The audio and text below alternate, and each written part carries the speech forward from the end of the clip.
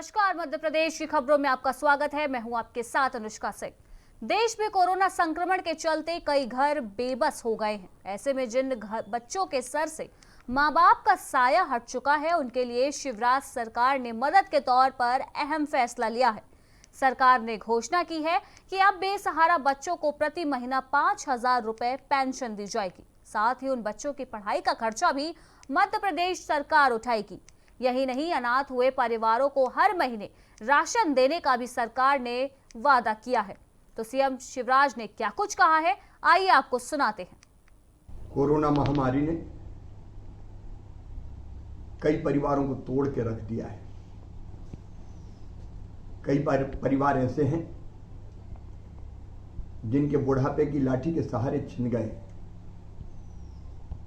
और कुछ परिवार ऐसे हैं जिनमें मासूम बच्चों के सिर से अपने पालक, अपने पिता, अभिभावक का साया उठ गया है। ऐसे बच्चों के सामने अब जीवन यापन की समस्या उठ खड़ी हुई है, और इसलिए हमने फैसला किया है कि ऐसे बच्चे जिनके परिवार से पिता का साया उठ गया, कोई कमाने वाला नहीं बचा, घर में कोई कमाने वाला नहीं है, ऐसे परिवारों को 5,000 रुपया प्रति माह पेंशन दी जाएगी, ताकि बच्चों को जीवन यापन के लिए परेशान ना होना पड़े। ऐसे सभी बच्चों के शिक्षा का निःशुल्क प्रबंध किया जाएगा, ताकि वो अपनी पढ़ाई लिखाई जारी रख सके। चिकित्सा शिक्षा मंत्री विश्वास सारंग ने कहा है कि मुख्यमंत्री ने गरीब बच्चों के लिए योजना शुरू की है। तो वहीं कोरोना संक्रमण से जान गंवाने वाले लोगों के अनाथ हुए बच्चों की देखभाल की भी जिम्मेदारी लेने का सरकार ने निर्णय लिया है। समाज के हर वर्ग को सरकार ने आर्थिक लाभ देने की कोशिश की है। साथ ही साथ भोपाल मेमोरियल अस्पताल में रेप के मामले पर उन्होंने कहा कि इस मामले की जांच की जा रही है, जो भी दोषी होगा उस पर कार्यवाही की जाएगी। देखिए, सरकार ने ग्रामीण क्षेत्र में जिस प्रकार का संक्रमण का विस्तार हुआ है, उसको लेकर किल कोरोना अभियान का विस्तृत कार्यक्रम किया है, और किल कोरोना अभियान के तहत जो सर्वे हो रहा है, उसमें एक एक घर में, प्रत्येक गांव के प्रत्येक घर में हमारी टीम जा रही है, जिसमें आंगनवाड़ी कार्यकर्ता, एएनएम और उसके साथ साथ उस गांव के वो विशिष्ट जन जो गांव में अपनी साख रखते हैं, वो गांव में हर प्रत्येक घर में जाकर इस बात को आइडेंटिफाई कर रहे हैं कि क्या किसी घर में कोरोना लक्षण के कोई व्यक्ति हैं। यदि ये लक्षण देखने को मिलता है सर्दी, बुखार, खांसी का, तो तुरंत प्रभाव से उन्हें मेडिकल किट दी जाती है, और उन्हें ये भी बताया जाता है कि वो जल्द से जल्द टेस्ट कराएं। उनका टेस्ट होता है, और टेस्ट रिपोर्ट आने के बाद यदि कोई वो पॉजिटिव होते हैं, तो उसके बाद वहाँ के जो भी सबसे करीब में अस्पताल है, वहाँ से उनको चिकित्सीय बैकअप दिया जाता है। यदि वो होम आइसोलेशन की स्थिति में है, तो उन्हें होम आइसोलेट किया जाता है। यदि उनके घर में समुचित स्थान नहीं है, तो गांव के आसपास के क्वारंटीन सेंटर में उन्हें रखा जाता है। मध्य प्रदेश में ब्लैक फंगस से पीड़ित मरीजों का इलाज सरकार पूरी तरह से फ्री करेगी। इसके लिए देश का पहला सेंटर भी भोपाल और जबलपुर में बनाया जा रहा है। इस बीमारी से पीड़ित लोगों के इलाज की पूरी जिम्मेदारी सरकार उठाएगी, जिस पर गृह मंत्री नरोत्तम मिश्रा ने कहा कि केंद्र के द्वारा भी ब्लैक फंगस के उपचार के लिए सबसे पहले सेंटर मध्य प्रदेश में ही बनाए जाएंगे। वहीं उन्होंने क्या कुछ कहा है, आइए आपको सुनाते हैं। मध्य प्रदेश सरकार ने तय किया है कि पूरा का पूरा इलाज निःशुल्क वो करेंगे, फंगस जो आंख का है, और प्रदेश के अंदर जो नए केंद्र भी खुलने वाले हैं वो सबसे पहले मध्य प्रदेश में ही खुलने वाले हैं केंद्र के द्वारा। मध्य प्रदेश के अंदर इस इलाज और इस बीमारी को बहुत गंभीरता से लिया है। आज मुख्यमंत्री जी ने एक और घोषणा की है, राज्य सरकार ने कोरोना से संक्रमित जो बेसहारा बच्चे हैं, जिससे कोरोना से के संक्रमण जिनके माता पिता चले गए और बेसहारा हो गए, उन पूरे परिवारों की चिंता शिवराज सरकार करेगी। इन बेसहारा परिवारों को पेंशन, निःशुल्क राशन, बच्चों को निःशुल्क शिक्षा जैसी सुविधाएं देने वाला राज्य मध्य प्रदेश हिंदुस्तान का। मध्य प्रदेश में ब्लैक फंगस के बढ़ते मरीजों की संख्या को देखते हुए मुख्यमंत्री शिवराज सिंह चौहान ने अधिकारियों को इसके इलाज के लिए प्रोटोकॉल तैयार करने के निर्देश दिए हैं। अधिकारियों के साथ बैठक में शिवराज ने कहा कि ब्लैक फंगस इन्फेक्शन चिंता का विषय है। उन्होंने कहा कि मरीजों को प्रोटोकॉल के अनुसार इलाज मिले यह सुनिश्चित किया जाना चाहिए। ब्लैक फंगस इन्फेक्शन होने पर शुरुआत में ही ध्यान देने की जरूरत होती है। इसका इलाज महंगा होता है, इसलिए सरकार भी मरीजों का सहयोग करेगी। जो आर्थिक दृष्टि से कमजोर हैं, उनके निःशुल्क इलाज की व्यवस्था सुनिश्चित करने का पूरा प्रयास किया जाएगा। ये ब्लैक फंगस के संक्रमण की घटना सामने आ रही है और वो बहुत भयानक है। जो सुना है आपको, जो इफेक्ट होता है, बाकी जो प्रभाव होते हैं, किसी का तो पूरा जबड़ा ही निकाल देना पड़ा, आंख निकालनी पड़ी। ये मेरा चिंता का विषय है। इसमें नाक, मुंह, दांत, आंख, मस्तिष्क और बाकी अंग भी संक्रमित हो जाते हैं। और अभी तक 50 रोगियों की पुष्टि अब तक हुई है पूरे प्रदेश में।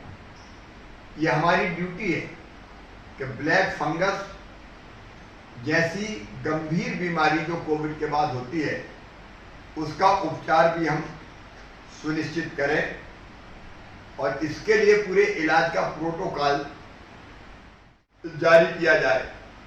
इस बीमारी के कारण क्या है, लक्षण क्या है, निदान क्या है, इलाज क्या है, सावधानी क्या रखी जानी चाहिए, इलाज के प्रोटोकॉल के अनुसार उपचार सुनिश्चित किया जाए।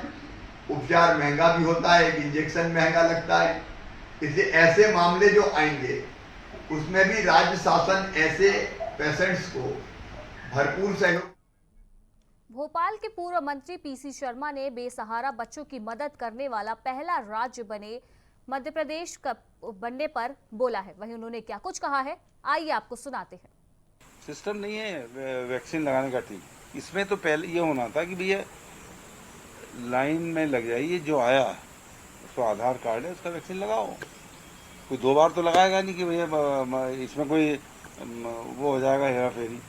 जो आता जाए उसको लगाते जाइए, पर इनका वैक्सीन नहीं है। ये वैक्सीन पहले केंद्र सरकार ने 6.5 करोड़ कितने भेज दिए विदेशों में। अगर वो आज होते तो मैं समझता हूँ कि अभी इतनी मारामारी नहीं होती। और दूसरी चीज़, एक गरीब आदमी नहीं जा रहा लगाने, इसको तो पल्स पोलियो की तरह घर घर लगाना पड़ेगा।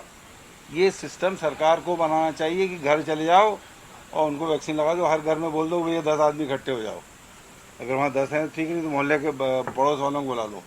घर घर वैक्सीन लगेंगे तभी सफल होगा, नहीं तो जो अभी चल रहा है तो ये लगेगा 5-6 साल, जब तक पता नहीं कितने रोग जाएंगे। कोरोना से बचाव की सख्त हिदायत के बावजूद लोग खुद महामारी को दावत दे रहे हैं। छिंदवाड़ा के साजकुही में एक विवाह कार्यक्रम में करीब 200 लोगों की मौजूदगी में विवाह संपन्न हुआ। विवाह कार्यक्रम की सूचना मिलने पर थाना प्रभारी व तहसीलदार मौके पर पहुंचे, लेकिन ग्रामीणों ने उन पर हमला कर दिया। इस घटना में थाना प्रभारी व तहसीलदार के ड्राइवर को चोटें आई हैं। थाना प्रभारी को उपचार के लिए तामिया अस्पताल लाया गया, तो वहीं तहसीलदार को गंभीर चोटें आने के बाद से छिंदवाड़ा जिला अस्पताल में रेफर कर दिया गया है। साथ ही साथ जिला एसपी भी घटनास्थल पर पहुंचे, जहां आरोपियों की धरपकड़ की जा रही है। तो छिंदवाड़ा में लॉकडाउन का खुलेआम उल्लंघन किया गया। आपको बता दें कि एक विवाह समारोह में 200 से ज्यादा लोग शामिल हुए थे, जिसके बाद पुलिस तत्काल मौके पर पहुंची, जहां ग्रामीणों ने पुलिस कर्मियों पर ही हमला बोल दिया, जिसमें थाना प्रभारी और तहसीलदार गंभीर रूप से घायल हो गए। वहीं जब पुलिस को पूरे मामले की सूचना मिली तो भारी पुलिस बल के साथ वहां पर पहुंचकर धरपकड़ कार्यक्रम किया गया।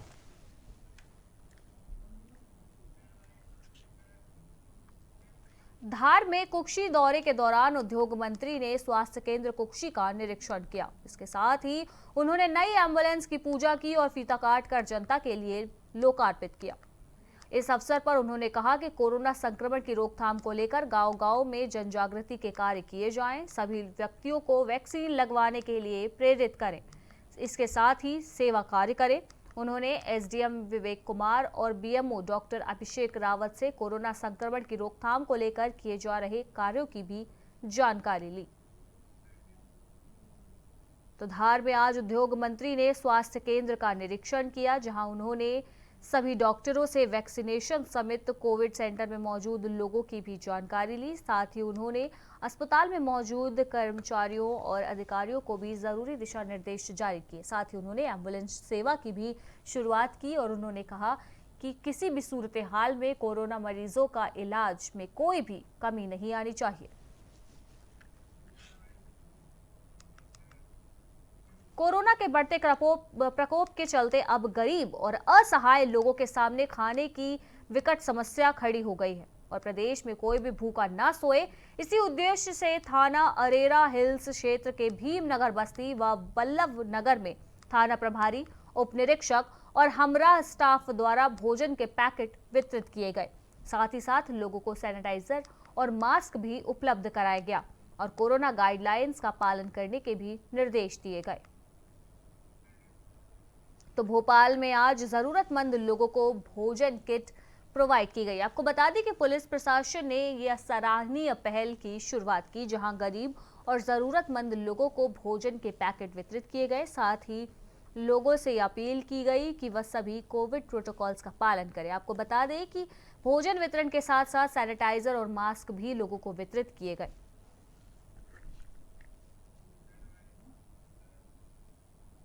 कोरोना काल में उपयोग होने वाले चिकित्सा उपकरणों की कालाबाजारी की लगातार मिल रही खबरों के बीच प्रदेश की रतलाम पुलिस को बड़ी कामयाबी हासिल हुई है, जहां एक्सीफ्लोमीटर की कालाबाजारी कर रहे भाजपा नेता के पिता को पुलिस ने रंगे हाथों गिरफ्तार कर लिया है।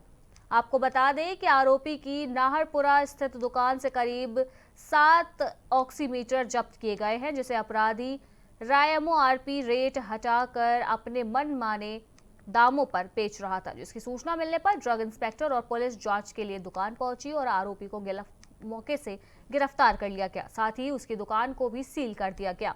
मामले में धोखाधड़ी सहित आपदा प्रबंधन एवं आवश्यक वस्तु अधिनियम की धाराओं में आरोपी के खिलाफ मुकदमा भी दर्ज कर लिया गया।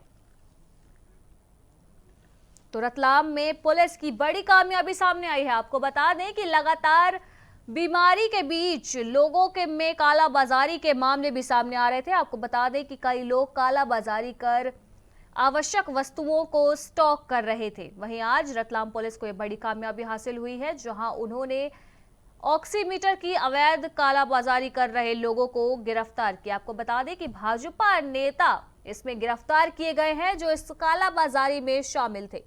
वहीं पुलिस और औषधि प्रशासन टीम ने संयुक्त रूप से कार्यवाही की है और मौके से आरोपी को गिरफ्तार करते हुए दुकान को भी सील कर दिया है। और इसी के साथ मध्य प्रदेश की खबरों में फिलहाल इतना ही। देश दुनिया की बाकी की तमाम खबरों के लिए आप जुड़े रहिए प्राइम टीवी के साथ। नमस्कार।